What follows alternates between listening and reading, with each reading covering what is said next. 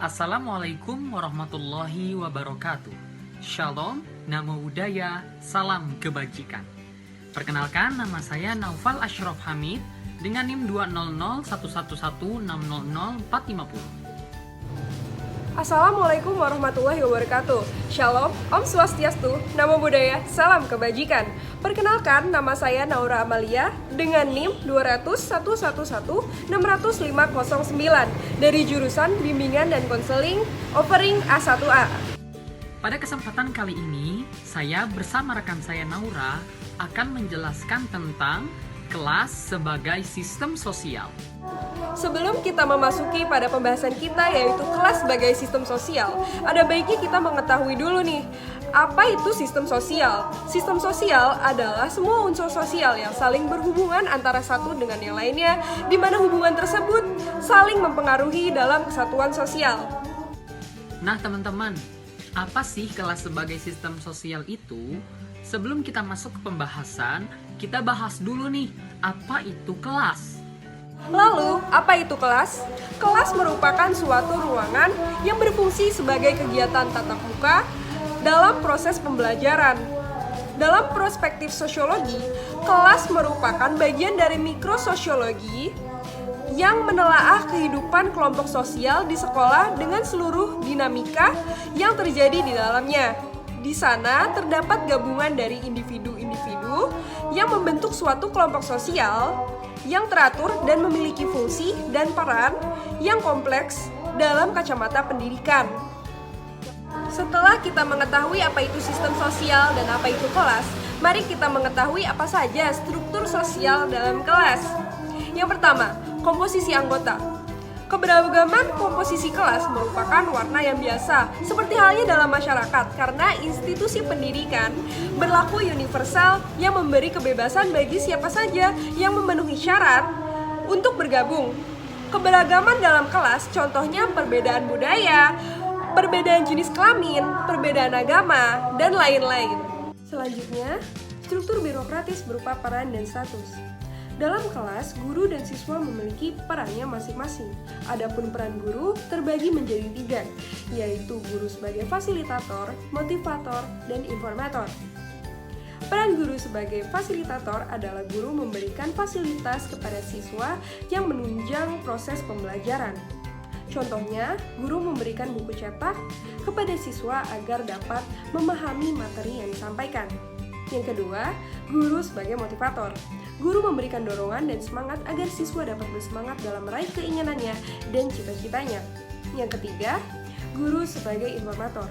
Guru memberikan informasi berkaitan dengan materi pembelajaran atau keterampilan yang merupakan potensi siswa agar siswa dapat lebih mengembangkannya. Selanjutnya, siswa memiliki peran dalam organisasi kelas yang bertujuan memelihara dan menciptakan kondisi kelas agar tercapai tujuan belajar secara efisien.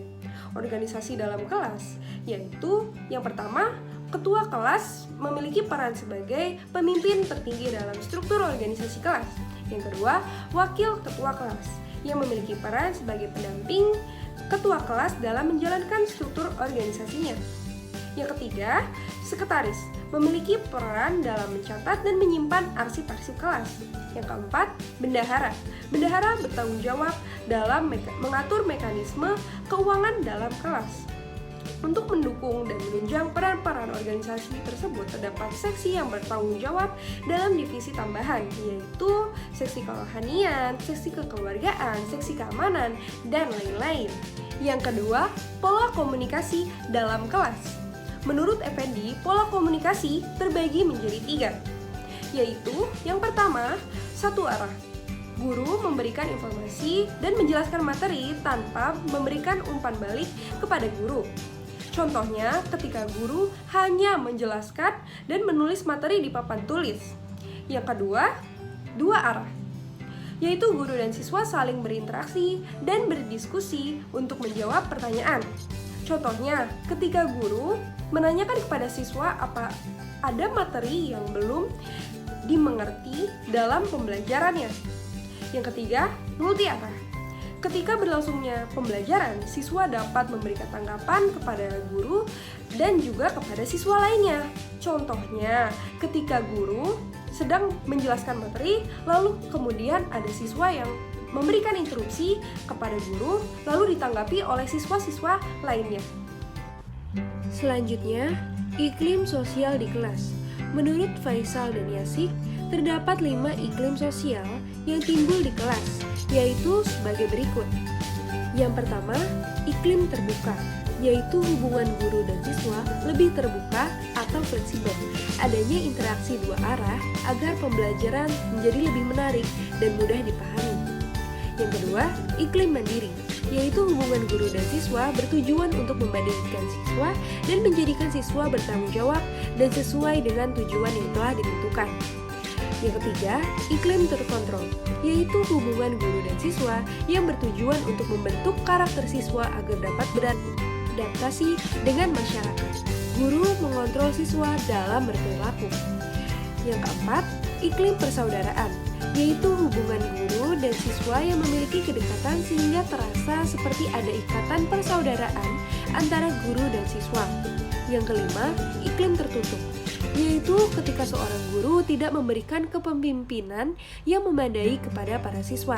Ia mengharapkan siswa mengembangkan inisiatif masing-masing, namun ia tidak memberi kebebasan kepada para siswa untuk merealisasikan inisiatif tersebut secara nyata karena tidak adanya keterbukaan dan komunikasi yang efektif. Selanjutnya, fungsi sistem sosial. Apa saja fungsi sistem sosial itu ya? Yang pertama, adaptasi. Dengan adanya sistem sosial ini, siswa dapat beradaptasi sehingga ketika terjun langsung dalam masyarakat, siswa dapat lebih mudah beradaptasi dengan masyarakat. Yang kedua, pencapaian tujuan. Dalam sistem sosial ini, pencapaian tujuan kita adalah meraih ilmu sebanyak-banyaknya agar mencapai cita-cita kita. Yang ketiga, integrasi. Dengan adanya sistem sosial ini, siswa dapat berintegrasi bersatu sehingga siswa ketika terjun ke dalam masyarakat nanti, siswa dapat bersatu dan tidak menimbulkan perpecahan. Yang keempat, pemeliharaan laten. Dalam sistem sosial, dengan adanya pemeliharaan laten agar tidak terjadi konflik dan ketegangan dalam kelas. Selanjutnya, ada 5 faktor untuk membentuk lingkungan belajar kelas. Yang pertama, ukuran kelas. Ukuran kelas sebagai acuan agar sistem sosial dapat berjalan dengan baik. Misalnya, apabila kelas memiliki ukuran yang luas agar dapat menampung siswa dengan kapasitas yang sesuai agar guru dapat membantu siswa mengembangkan potensinya secara optimal. Yang kedua, komposisi sosial kelas. Contohnya, ketika siswa memiliki kecerdasan kognitif yang tinggi atau sedang, atau siswa yang memiliki prestasi akademik atau prestasi non-akademik. Yang ketiga, komunikasi sosial dalam kelas, yaitu adanya pola komunikasi yang memuat interaksi antara guru dan siswa.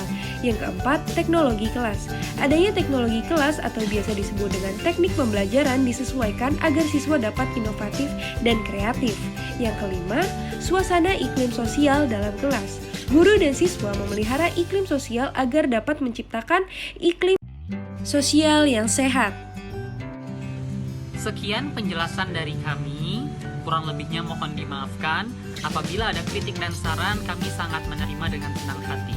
Sampai bertemu pada kesempatan berikutnya. Wassalamualaikum warahmatullahi wabarakatuh.